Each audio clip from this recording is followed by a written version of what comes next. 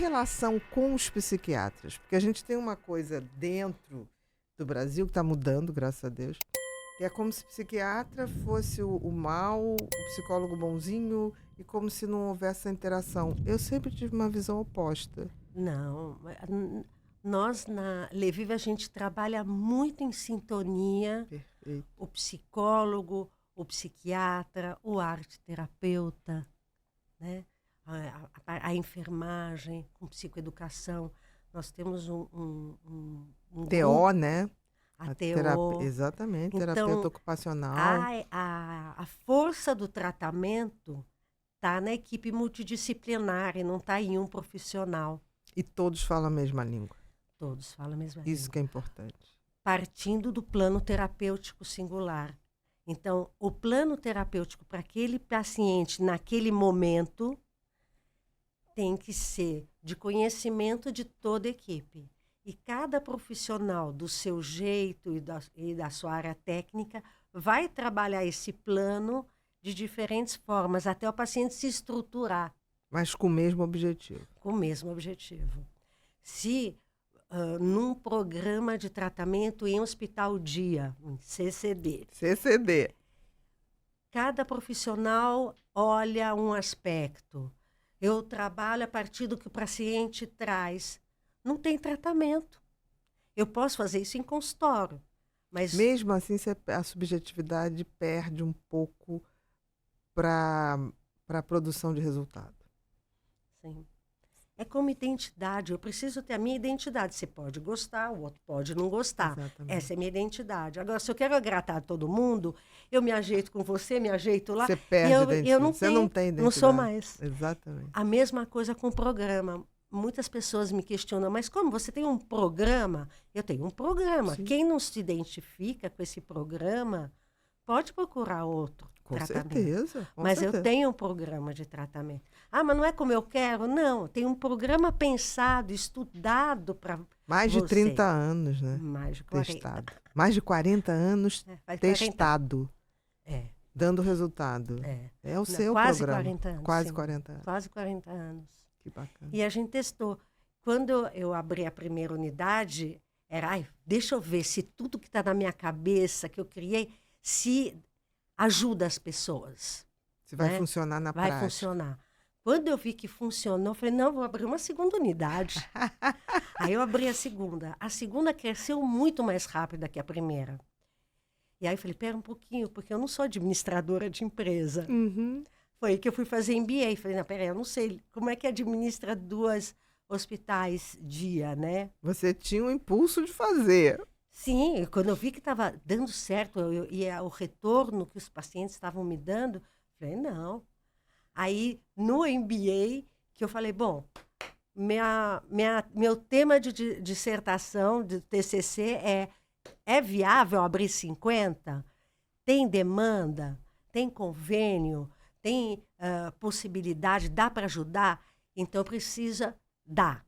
Então, precisa ter um manual. E aí, eu desenvolvi o manual. Tudo por escrito. Quem pegar esse manual pode abrir uma unidade em qualquer lugar do Brasil.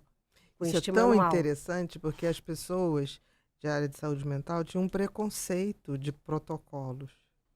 É verdade. E isso dificultou eu sofri muito isso. Mas como? Você tem protocolo? Sim. Isso dificultou muito a própria evolução do tratamento de saúde mental no Brasil. Como porque, ciência. Assim, como ciência, né? Verdade. Porque era assim, não, a gente vai ver o que está acontecendo. Não é vai ver, a gente tem que ter um planejamento. Você pode, até no meio do projeto, tem um detalhe do paciente que aí é uma subjetividade e que você ajusta uma função do projeto para servir melhor. Mas você não abre mão do projeto. Exatamente. E isso dificultou muito. Por isso essa defasagem da evolução que teve na medicina geral da saúde mental. Que eu acho que agora a Vive está recuperando isso, né? Porque inclusive trouxe pessoal que modernizou os hospitais gerais para a área de saúde mental. Para trazer essa qualidade de avaliação, essa coisa de ter os protocolos aprovados por vários órgãos, né, de fiscalização. Eu acho isso muito audacioso, foi o que você falou. Eu acho que daqui a 10 anos, a gente está no meio de uma revolução, do tratamento da saúde mental no Brasil. Sim. Daqui a 10 anos a gente vai ver grandes resultados. Você tem toda a razão. A partir do século XIX, a saúde mental, o sofrimento mental foi encaminhado, vou chamar assim, para hospitais fora da cidade. Que não tivesse à vista. Que não tivesse à vista. Então, quando a gente vê filmes antigos, você vê que tinha o psicótico, o esquizofrênico na rua, e a comunidade cuidava. A família sabia como administrar. A partir do século XIX, essas pessoas foram colocadas longe da sociedade, distante. Então, a sociedade não sabe lidar com a loucura. As famílias não sabem lidar com seu ente querido com problemas de saúde mental. É verdade. E os profissionais, não da área da saúde mental, né? Sim. Também têm dificuldades para lidar.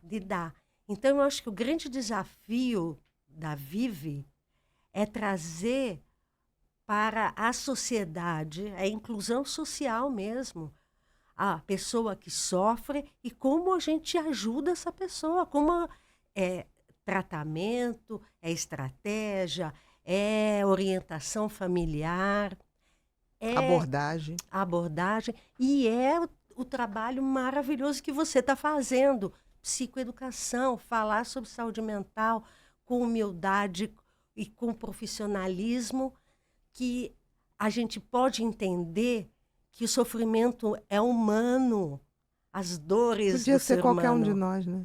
Podia ser qualquer um de nós. E todo mundo na família tem Tem alguém, com Então, a certeza. gente pode olhar de uma forma mais inclusiva e reaprender, voltar ao século XIX, Exatamente. reaprender a lidar com o sofrimento humano com mais ética e profissionalismo. Com certeza.